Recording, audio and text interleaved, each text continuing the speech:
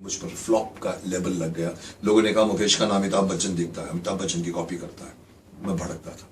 मुझसे कहा था मुकेश खन्ना, राजेश खन्ना जाता है, विनोद खन्ना जाता है, तो तू क्यों नहीं जाता? मैंने कहा मुकेश खन्ना नहीं जाएगा। मेरी फिल्में अगर डब्बे में पड़ी हैं, रिलीज होंगी, अच्छी होगी तो मुझे बुलाया जाएगा। और मैंने 2 साल इंतजार किया। मुकेश जी, फेलियर से लोगों को बहुत डर लगता है। फेल हो जाएंगे, अनसक्सेसफुल हो जाएंगे, होने से पहले ही हम लोग हार जाते हैं। किसी भी काम की शुरुआत से पहले हम उसके लास्ट के गणित पे पहुंचते हैं कि सक्सेसफुल होंगे या फेलियर होंगे। ये सोच हमारे को उस दिन उस मंजिल के पहुंचने तक मारती है। लाइफ है तो एक प्रोसेस है, जीतेंगे या हारेंगे जो भी है चलते रहेंगे, बट इस फेलियर को हम बर्दाश्त नहीं कर पाते हैं। तो मुकेश जी, मैं आपसे एक बहुत ही गंभीर प्रश्न पूछने वाला हूं या आपकी लाइफ के उस तार को छेड़ने वाला हूं जिससे आप गुजरे थे। आपकी कई फिल्में, 8, 10, 12 फिल्में एक साथ एक जमाने में फ्लॉप हुई थी। फेलियर का शायद एक लेबल आपके ऊपर आया था। मुकेश जी, आप उस स्थिति को बहुत भली भांति समझते होंगे जिसके अंदर जब इंसान फेल होता है वो स्ट्रेस क्या होता है। तो लोगों के देखने की नजर बदल जाती है। और हम लोग क्या है, दुनिया के लिए तो जीते हैं, अपने लिए तो हम जीते नहीं है। तो वो जो फेलियर की मोमेंट थी आपकी, उन सालों का जो आपका समय था, आप उस फेलियर से कैसे निकले? क्योंकि उस फेलियर से बाहर निकल के आपने एक बहुत बड़ा मुकाम आज पाया है। लोगों के लिए आसान नहीं होता। लोग अटके रह जाते हैं, फेलियर्स को लेके रोते रहते हैं। और निरंतर मैंने तो सर ये पाया है कि अपने फेल होने का दोष वो दूसरों में ढूंढना शुरू करते हैं कि इसकी वजह से हुआ, उसकी वजह से हुआ, और कुछ नहीं हुआ तो भगवान को भी नहीं छोड़ते, उसके ऊपर भी चले जाते हैं, अल्लाह पे भी चले जाते हैं कि तू हमारे साथ ये काम कर रहा है। और अगर वहां से जवाब नहीं आता तो कुछ लोग उन्हें मिल जाते हैं जिन्हें हम ज्ञानी कहते हैं कि भैया तेरे पूर्व जन्म के कर्म थे, तो फिर उसको लेके बैठ जाते हैं, हाँ पूर्व जन्म के कर्म थे। क्या सच में फेलियर एक सजा है या एक स्टेप है आगे बढ़ने का? मुकेश जी, आपकी लाइफ के वो किस्से, वो बातें इस फेलियर की स्टेजेस के आगे बढ़ने के शायद आपके सब्सक्राइबर्स और आपके व्यूअर्स और हमारे लिसनर्स को एक नया रास्ता दिखाएंगे फेलियर से निकलने का और फेलियर्स को एक प्रोसेस मानने का, उससे ना डरने का। मुकेश जी, मैं आपसे रिक्वेस्ट करूंगा कि आप इसके बारे में जरूर मेरे को बताएं और ऑडियंस से भी शेयर करें।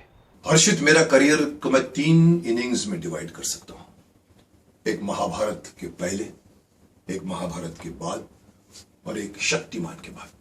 ये मेरी तीसरी इनिंग चल रही है। मैं 30 से 40 सालों से इस इंडस्ट्री में टिका हुआ हूं। फेलियर्स मुझे मिली थी पहले 8 सालों में। मैंने उस फेलियर को कैसे, तुम्हारा सवाल है कि मैंने इस फेलियर को कैसे संभाला है। मैं लोगों को भी कहना चाहूंगा कि फेलियर कुछ नहीं होता। फेलियर एक पड़ाव होता है। आपके दिमाग में कि आता है कि भी मैं अभी, मेरी फिल्में फ्लॉप हो गई, मेरी 4 या 5 फिल्में फ्लॉप हो गई थी, लेकिन मेरे पास 7 फिल्में डब्बों में पड़ी थी। और मेरे भाई साहब वगैरह कहते थे जाओ तुम पार्टियों में जाओ, लोगों से मिला करो। मैंने कहा मैं नहीं जाऊंगा। मुझसे कहा था मुकेश खन्ना, राजेश खन्ना जाता है, विनोद खन्ना जाता है, तो तू क्यों नहीं जाता? मैंने कहा मुकेश खन्ना नहीं जाएगा। मेरी फिल्में अगर डब्बे में पड़ी हैं, रिलीज होंगी, अच्छी होगी तो मुझे बुलाया जाएगा। और मैंने 2 साल इंतजार किया। उस दौरान मुझे याद है कि लोगों ने मेरे बारे में ये भी कहना शुरू हो गया था, मेरे आसपास के परिवार वालों के, मेरे जो हैं, मेरे रिश्तेदारों में से ये बात हुई थी, मुकेश खन्ना का भी कुछ नहीं होगा, मुकेश को अभी अपनी फैक्ट्री ज्वाइन कर लेनी चाहिए। लेकिन मेरे बड़े भाई थे वेद खन्ना साहब, जिनकी डेथ हो गई है, भगवान उनकी आत्मा को शांति दे। उन्होंने कहा नहीं तुम वेट कर, तुमको जो करना है करो। मैंने वेट किया और मैं चुपचाप अपनी फैक्ट्री में चक्कर लगाया करता था as a guest artist. Train में बैठ जाया करता था। मुझे याद है फर्स्ट क्लास में मैं चुपचाप एक कोने में खिड़की पे बैठ जाता था। कई बार लोग, मेरी फिल्में 4 रिलीज हो गई थी, 5 रिलीज हो गई थी, तो नेचुरली किसी ने देखी होगी तो आके मेरे पूछते आर यू मुकेश खन्ना? तो मैं बोलता नहीं, मैं उसका भाई हूं। और मैं अवॉइड कर जाता था, लेकिन जाता था। मैं अब फैक्ट्री में बैठता था, चाय वाय पीता था, शाम को वापस लौटता था। और फिर आया है मुझे कॉल महाभारत की तरफ से, गूफी पेंटर का। और फिर आप जानते हैं उसके बाद इतिहास क्या बना। मेरे पूरे भूतकाल को उसने मिटा दिया। किसी को नहीं मालूम कि मेरा सक्सेस 8 साल लेट हुआ है, 8 years। मेरी अगर फिल्में चल जाती, मेरी पहली फिल्म नरेंद्र बेदी की थी, गॉडफादर का रोल किया था मैंने। डॉन कॉर्लियन बना था मैं। शक्ति कपूर और विजेंद्र गाडगे, सनी और माइकल जिसमें जो रोल थे इंग्लिश फिल्म में, मेरे मेरे बेटे बने थे।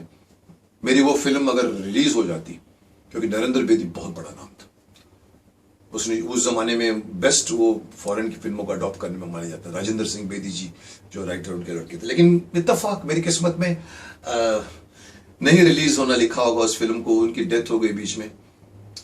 और फिर मैंने और फिल्में की और पता लगा वो फिल्में, ये तो रिलीज नहीं हुई, दूसरी रिलीज हुई, तीसरी हुई, चौथी हुई, और फिर 7-8 हफ्ते में चली गई और मुझ पर फ्लॉप का लेवल लग गया। लोगों ने कहा मुकेश का नाम अमिताभ बच्चन दिखता है, अमिताभ बच्चन की कॉपी करता है। मैं भड़कता था, पर मैंने कभी भी फ्रस्ट्रेशन फील नहीं किया। मैं आज की जनरेशन को यही कहना चाहूंगा कि आप मुझसे पूछोगे कि मैंने कैसे फेलियर को का सामना किया, तो मैं कहूंगा कि आप एक छोटा सा एक महाभारत के गीता का एक श्लोक याद कर लो। कृष्ण ने कहा था, बहुत फेमस है, सबको शायद पता भी होगा, और बी.आर. चोपड़ा साहब की तो वो लोगो था, कर्मण्येवाधिकारस्ते मा फलेषु कदाचन। कई लोग गीता का नाम जानते हैं, गीता को पढ़ते भी हैं, गीता के मंत्रों का, गीता के श्लोक का कोई मीनिंग नहीं जानते, न जानना चाहते हैं। बहुत सिंपल सी बात कृष्ण भगवान ने अर्जुन को कही थी कि कर्मण्येवाधिकारस्ते, हे अर्जुन, हे तात, तेरा अधिकार कर्म पर है, मा फलेषु कदाचन, फल पर तेरा कोई अधिकार नहीं है। ना सुनने में अजीब लगता, अरे मैं काम करूं और मुझे उसके पैसे नहीं मिले। ये आज का हर शख्स बोलता है, मैं काम करूं और मेरे को शाबाशी ना मिले, पैसे ना मिले, हर आदमी बोलता है। लेकिन देखो, कृष्ण का एक छोटी सी बात है कि तू फल मेरे पे छोड़ दे और तू कर्म करता जा, क्योंकि कर्म के फल देना मेरा अधिकार है। कर्म फल लेना, अगर तुम फल की आशा में बैठे रहोगे तो तुम फ्रस्ट्रेट हो जाओगे, नहीं मिलेगा तो तुम भड़क जाओगे। कई लोग तो जंप मार देते हैं बिल्डिंग के ऊपर से कि उनको काम नहीं मिला, उनको जी नहीं मिला। अगर वो आदमी सोचे कि मेरा काम सिर्फ कर्म करना है, आप ये कर्म खत्म करके दूसरा कर्म पे आ जाइए, दूसरा कर्म खत्म करके तीसरे कर्म पे आ जाइए। आपको पीछे से कहीं ना कहीं कृष्ण भगवान जो कहे गए हैं कि वो मैं कभी किसी के कर्म को नहीं भूलता, हर कर्म का डिविडेंड मिलता है, मिलेगा आपको। लेकिन अगर आप उसकी वेट करोगे तो आप टेंशन में आ जाओगे, जो मैंने नहीं किया। मैंने भाई साहब को भी कहा, मेरी अगर फिल्में डब्बे में पड़ी हैं, उनको रिलीज होने दो, अच्छी होगी तो लोग बुलाएंगे। तो मैंने ये नहीं कहा कि मेरी रूही में काम क्यों नहीं मिला, वक्त के शहजादे में क्यों नहीं मिला, दर्द दिल में क्यों नहीं मिला मुझे, जबकि लोगों ने अप्रिशिएट किया था, बोला मुकेश डोंट वरी, तो you will be a star. पर क्या होता है, फिल्म के आसपास का पूरा माहौल डिपेंड करता है, किसने बनाया है, डायरेक्टर कौन है, लॉन्च कैसी हुई, प्रोड्यूसर। तो मेरी फिल्में फ्लॉप होती गई, 7 हफ्तों में हटा दी गई। इवन राजश्री की फिल्म दर्द दिल आज भी लोग अप्रिशिएट करते हैं, 7 हफ्तों में हट गई, तो फिर भी मेरे पर प्रेशर नहीं आया। तो तुम्हारे सवाल का ये जवाब है कि मैंने फेलियर कैसे हासिल की, तो मैंने वेट किया, पेशेंस था मुझ में। आज के भी कलाकारों को कहूंगा, पेशेंस अपने में उजागर कीजिए, फल की आशा मत कीजिए, कर्म करिए। पहले कर्म का फल नहीं मिलता तो आप दूसरे कर्म में ध्यान नहीं लगाते, तो आपको उसका तो कुछ नहीं मिलेगा, इसका तो नहीं मिला, उसका भी नहीं मिलेगा, क्योंकि आपने दिल से नहीं किया। पर अगर आप फल की आशा छोड़ के दूसरे कर्म में घुस जाओ, अच्छा होगा, तीसरे में घुस जाओ, वो भी अच्छा होगा, तो किसी अच्छे से अच्छे काम को आपको तो मिलेगा। सो यही मैं कहना चाहता हूं कि मैंने फेलियर का मुकाबला इस तरह से किया। बिल्कुल सर, जो आप बता रहे हो, पेशेंस, आप में पेशेंस थी। पेशेंस हमारे को सारे रास्ते, जितनी भी दिक्कतें आती हैं, उससे निकाल के ले जाता है। बट लोगों में पेशेंस की कमी है। एक और चीज़ मैंने गौर करी मुकेश जी, आपने कंप्लेंट्स नहीं करी।